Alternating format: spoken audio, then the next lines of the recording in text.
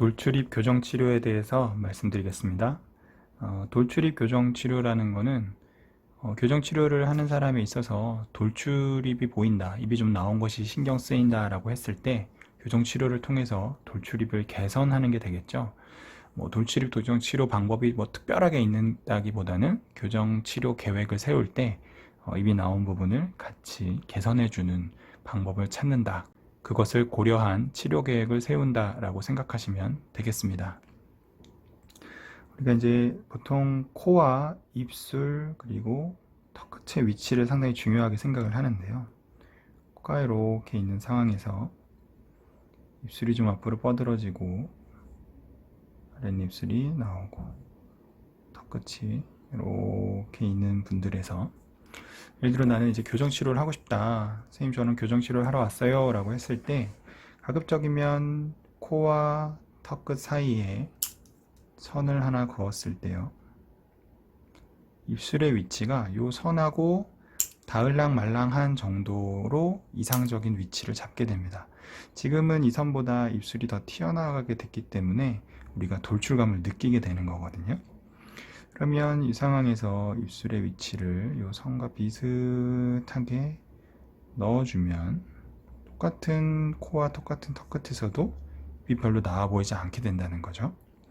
그러면 이 튀어나와 있는 입술의 양을 안으로 넣어주는 것이 바로 돌출입 교정이 되는 거예요. 이 방법은 크게 두 가지가 있습니다.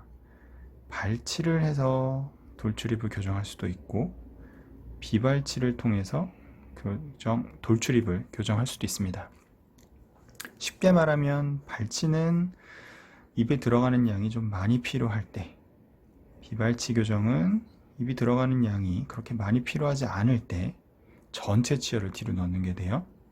발치 같은 경우는 주로 치열 중간에 있는 작은 어금니를 발치를 해서 진행을 하게 되고, 보통 발치를 하면 상하좌우 대칭으로 발치를 하기 때문에 4개를 뽑게 됩니다.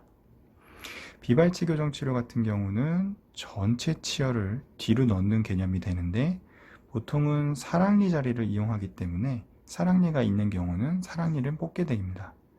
하지만 이제 사랑니를 뽑고 교정하는 것을 발치 교정이라고 부르지는 않죠.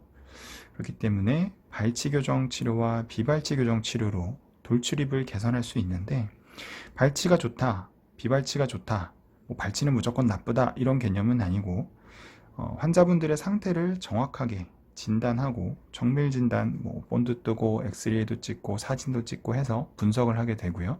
그 결과 환자분의 교정치료는 발치를 하는 것이 좋겠다, 즉 입이 좀 많이 들어가는 게 좋겠다, 혹은 발치를 하지 않고도 입을 조금만 넣어서도 이상적인 라인 형태의 입술을 가질 수 있을 것 같다 라고 하면 비발치 교정치료가 치료 계획이 되는 겁니다. 다시 한번 말씀드리면, 무조건 비발치가 좋다, 발치 치료가 좋다 라기보다는 환자분에 따른 개개인의 성향을 분석해서 올바른 치료 계획을 세워야 되고, 그 올바른 치료 계획에 맞춰서 올바른 교정 치료를 진행하는 것이 가장 중요한 것입니다. 오늘은 돌출입 교정에 대해서 알아봤습니다.